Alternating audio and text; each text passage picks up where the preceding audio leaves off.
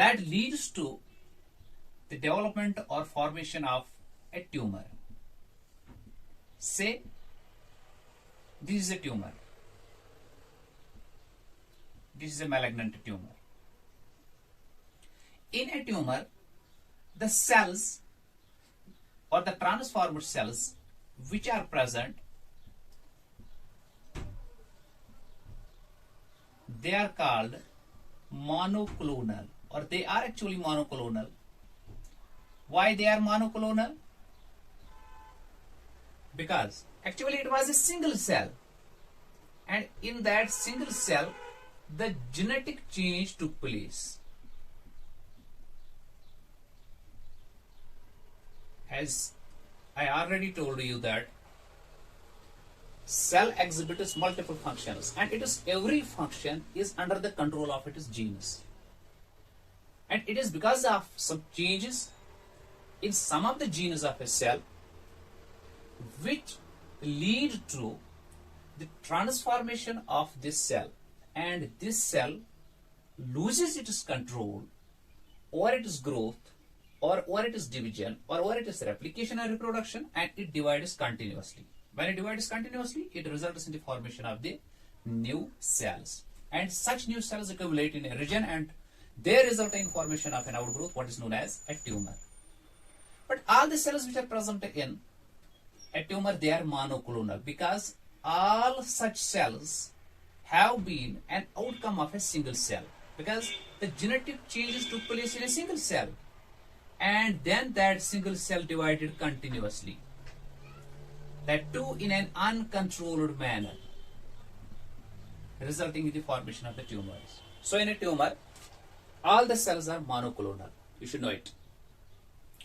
After that, let us have a look over the main causes which were responsible for such genetic changes. The main causes, as you know, are these genes, and there are three types of the genes which are actually responsible for this uncontrolled cellular division. One type of gene is known as oncogene, okay, and second type of the gene is known as anti-oncogene. Anti-oncogene, two types, and the third type is known as apoptotic gene. Apoptotic gene. See, this cell lead to the formation of this tumor. So it means genetic changes took place in this very cell only first. Then it resulted in formation of this tumor.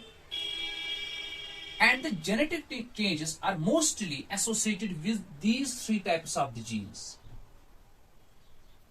So at molecular level, when we will be assessing the cause for the development of the cancer or the transformation of a cell, the transformation will be having its association with these three types of the genes.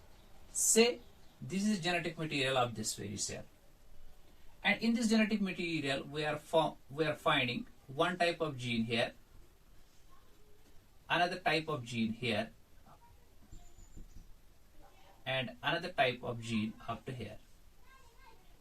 Say this is oncogene, this is anti-oncogene, this is apoptotic gene.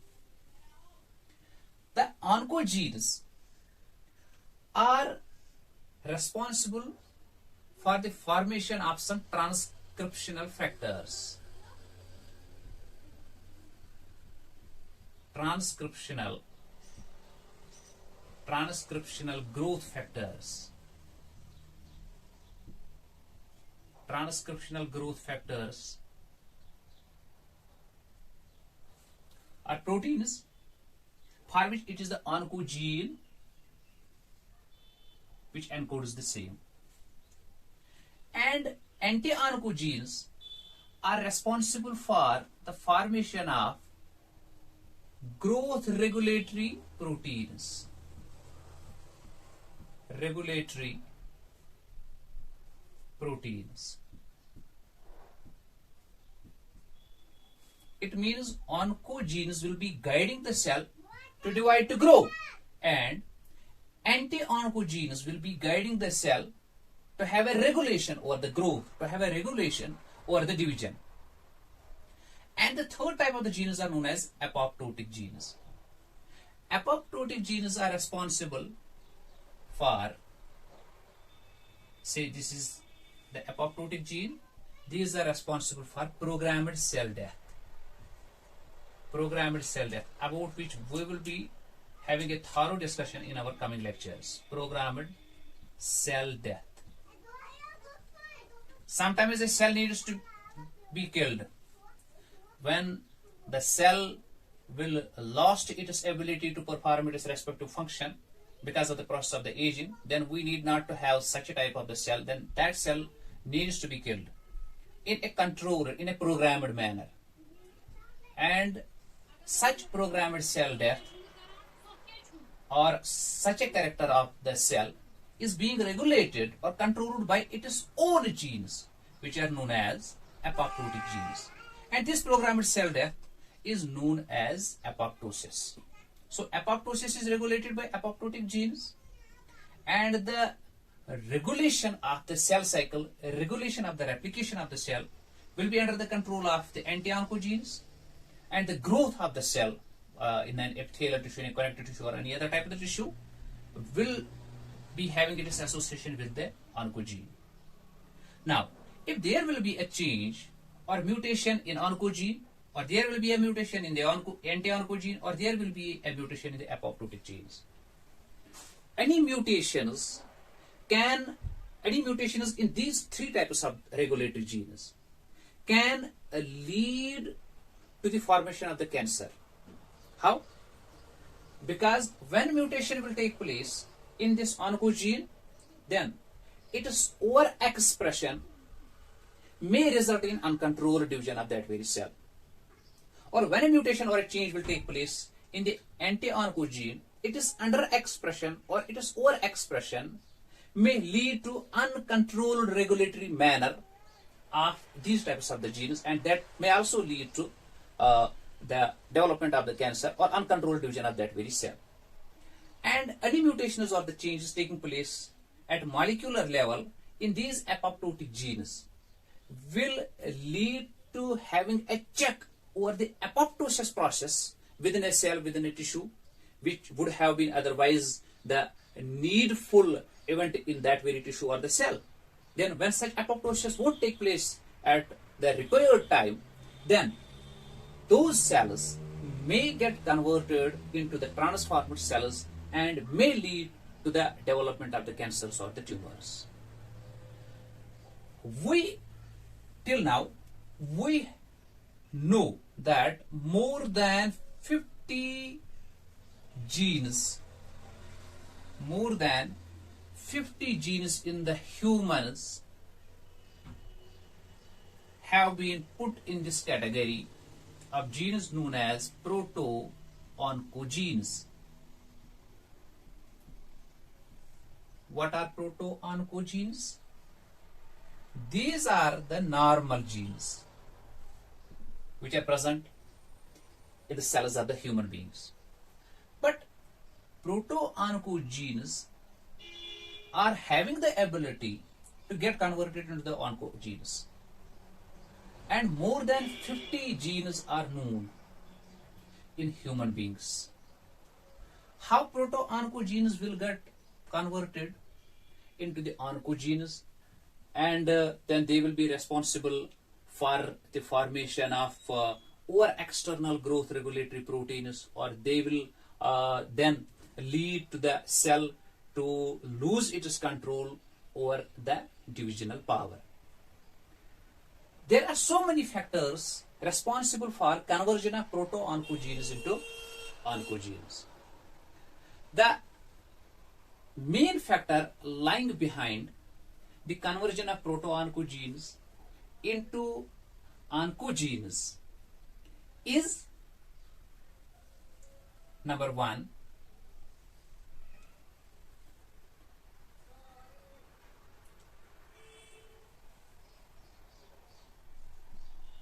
viral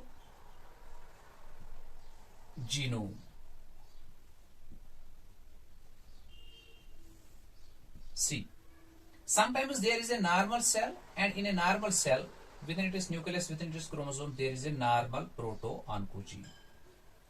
And if this cell is attacked by a retrovirus, and when this cell is being attacked by the retrovirus, this virus will inculcate its genetic material into this normal cell, and this RNA of the virus will be converted into the DNA through a process known as reverse transcription.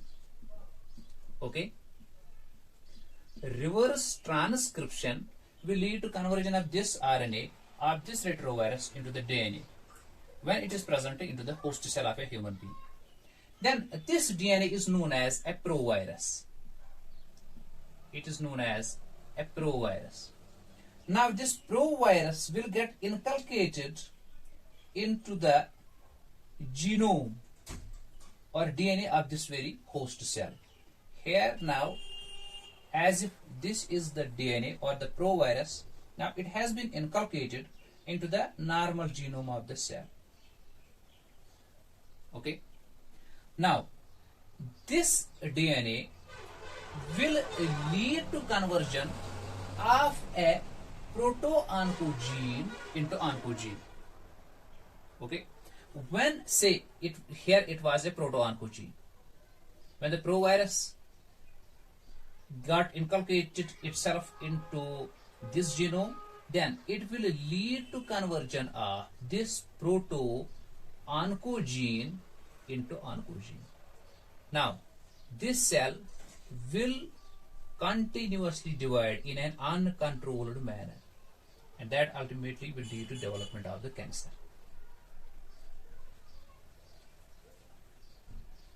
So sometimes viral genomes are responsible for conversion of proto-oncogene into the oncogene. It is not only this retrovirus type of the viruses, DNA viruses can also do the same. DNA viruses as well. They can also transform a proto-oncogene into an oncogene. So activation of proto-oncogene into the oncogene can take place because of a viral infection to a cell, and that virus can be a retrovirus or that virus can be directly a DNA virus. Okay, and the second most important reason behind the transformation of the proto-oncogene into the oncogene is chromosomal translocation. Chromosomal translocation. What do you know about the chromosomal translocation? Sometimes such type of mutations are taking place in which one part of the chromosome is cut, and then that part of the chromosome is added to the another chromosome. So if this part was cut here and it is added now here, and sometimes its part will be added here. This is called a chromosomal translocation. And chromosomal translocations are also responsible for the activation of the proto-oncogenes into what? Into the oncogenes. Let's have an example. You might have heard about the Burkitt's lymphoma. Do you know what happens in the Burkitt's lymphoma? Burkitt's lymphoma. In Burkitt's lymphoma, two chromosomes are involved. One is chromosome 8 and another one is chromosome 14. The translocation of the different genetic fragments of chromosome 8 and chromosome 14 are exchanged. And when such exchange takes place, then there are some particular types of the genes which are known as Mike genes. Actually, Mike gene is itself a proto-oncogene, It is a proto-oncogene. But when translocation between two such chromosomes takes place, then this proto-oncogene gets converted into the oncogene. And its expression leads to the formation of oncoproteins. And these oncoproteins then finally lead to the development of the cancers. And such proteins will then mask the growth regulatory genes or anti-oncogenes, and cell will be totally under the guidance, or cell will work, or cell will divide, or cell will reproduce or replicate totally under the control of these oncogenes. And then overexpression of the oncogenes will definitely lead to transformation of the cell, and ultimately cell malignancy takes place. This is the second reason. And third reason is gene amplification. Gene amplification.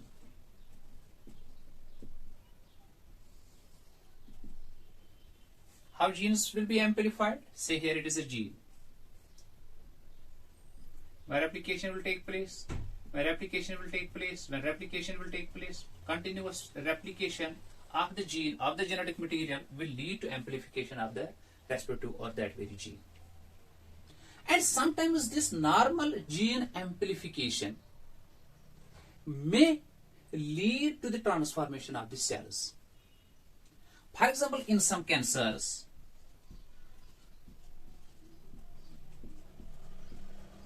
there are some cancers in which we are administering a drug which is known as methotrexate.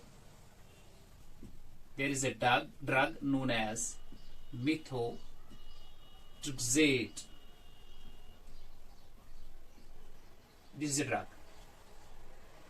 And this methotrexate is administered in some cancers. And this very drug actually inhibits the activity of the enzyme known as dihydrofolate reductase. Dihydrofolate reductase. In some cancers, we are administering this drug known as methotrexate, and this has the ability to reduce the activity of dihydrofolate reductase. So it inhibits its activity in some cancers. But some types of the cancers amplify their genes. They amplify their genes almost more than 400 folds. And 400-fold amplification leads to the activation of this very drug.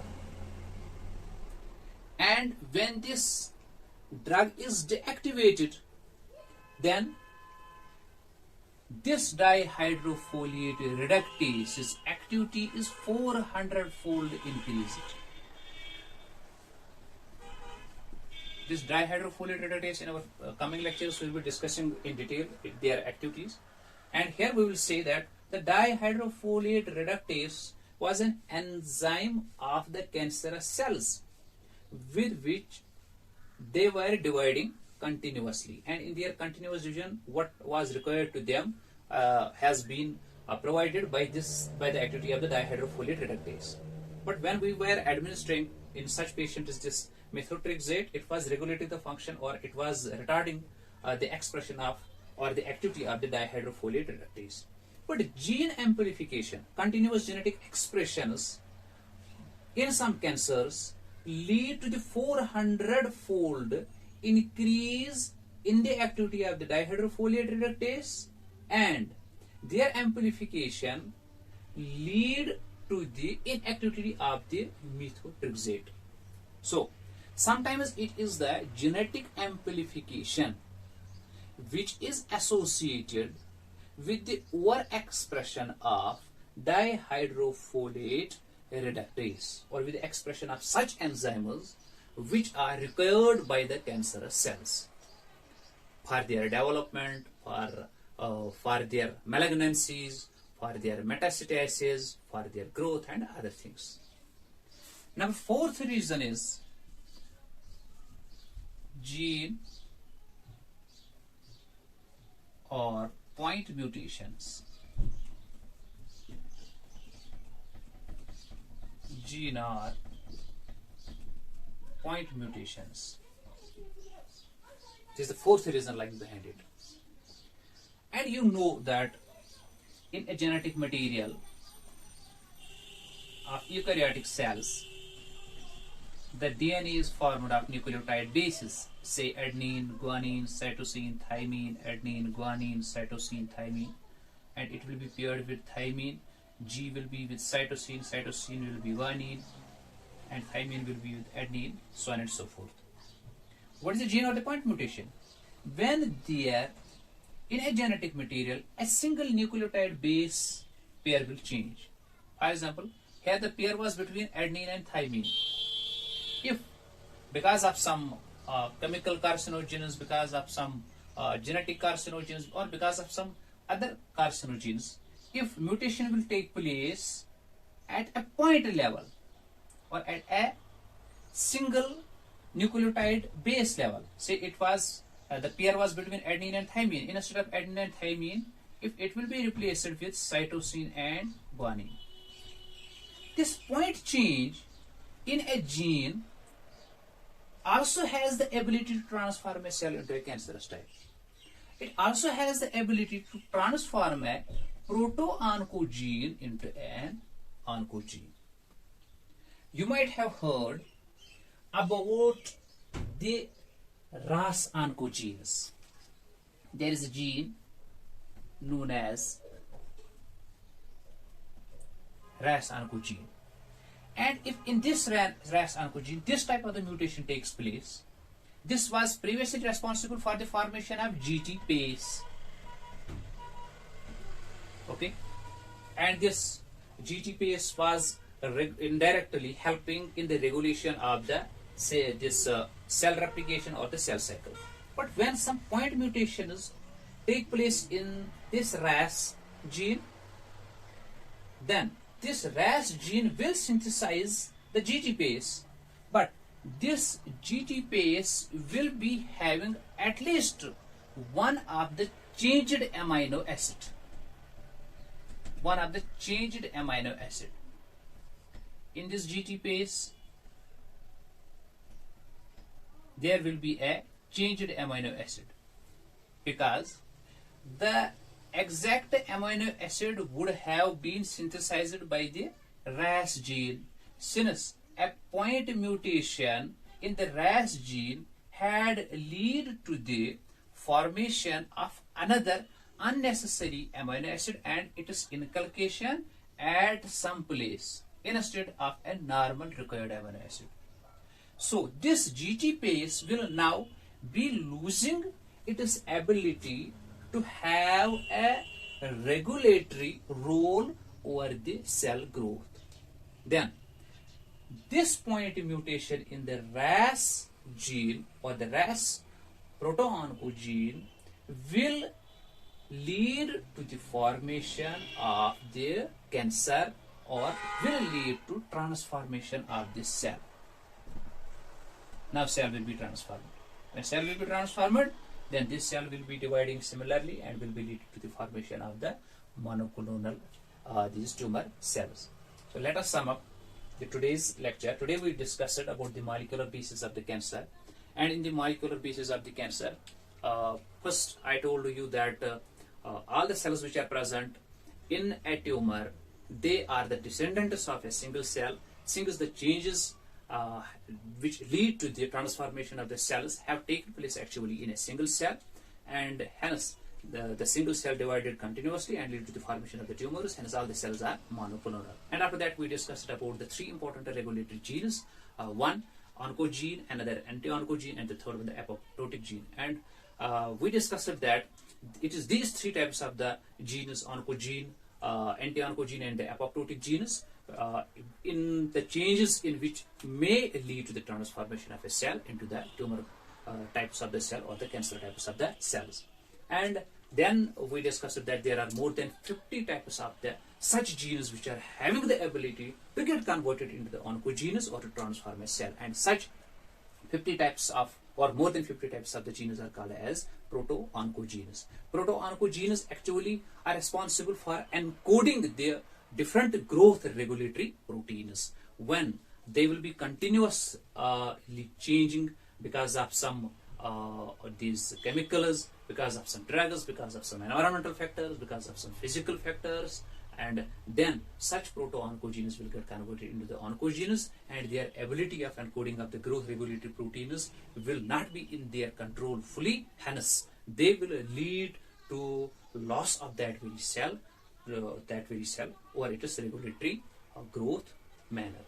And then we discussed about different factors responsible for conversion of the proto-oncogenes into oncogenes. First, we discussed the conversion of the proto-oncogene into the oncogene by some retroviruses. Here, we discussed about the role played by the retroviruses in conversion of the proto-oncogene into oncogene. And such things have been observed in, you will remember here, avian leukemia. In avian leukemia, some cells or a cell is being attacked by a retrovirus, then that the genetic material of that retrovirus is getting converted into the DNA with the help of its reverse transcriptase. Then that DNA, that fragment of the DNA then acts as a provirus. Then that gets inculcated into the normal genetic material, normal DNA of that very cell. Then that very provirus or that single part of the DNA then hijacks the control of the normal DNA. Then that also leads to conversion of the proto-oncogene into the oncogenes. And there are not only the RNA viruses, there are also the DNA viruses which are also responsible for conversion of such proto-oncogenes into the oncogenes.